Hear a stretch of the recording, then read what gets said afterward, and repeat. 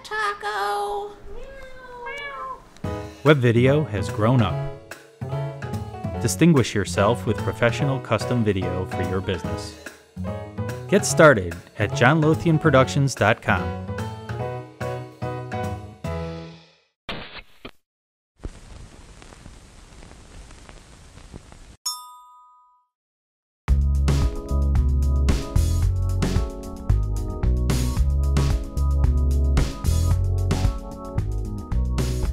What impact do you see emerging managers having on the broader managed futures space?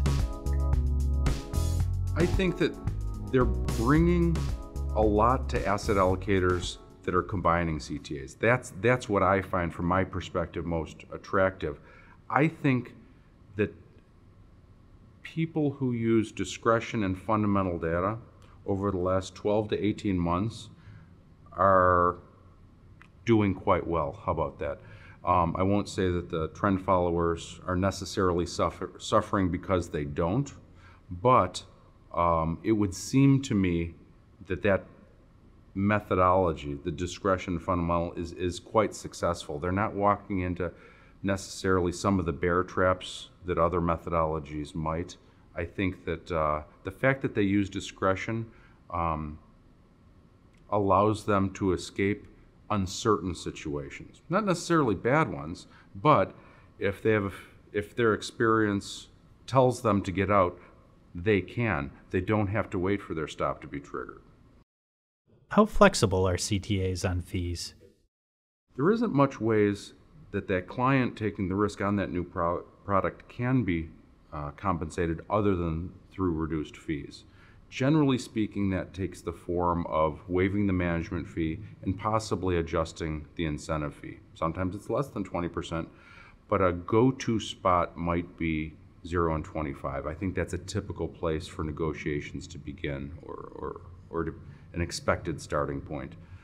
I think that clients and brokers that pursue that with traders that aren't emerging need to be a little more calculating and bring something to get something. Does an investment or capacity cap enhance the performance of a particular program? The capacity attractiveness about these guys who cap themselves so low, I think it's going to lend itself more towards sustained performance. For example, if I were to establish a trend following system with $1 million under management, I'd like to trade certain markets that when I reach $100 million, I won't be able to. At that point, my performance will change. Probably I'll lose diversification, I'll lose any profitability that those markets may have brought. So I think that the sustainability of initial returns is greater if there's a realistic capacity cap placed on a product.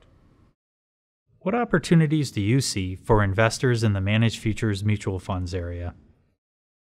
With the managed futures mutual funds, it's really important to understand exactly what you're investing in. For example, in my cursory investigation into them, I see some that have different sorts of exposure, different levels of exposure.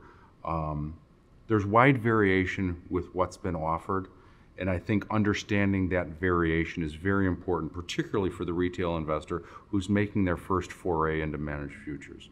I also think that it's a difficult period for them to have been launched. Let's just say that the majority of them have been offered within the last 6 months to 2 years. It simply hasn't been that great a period for managed futures as an industry. What's the key for the growth of managed futures mutual funds?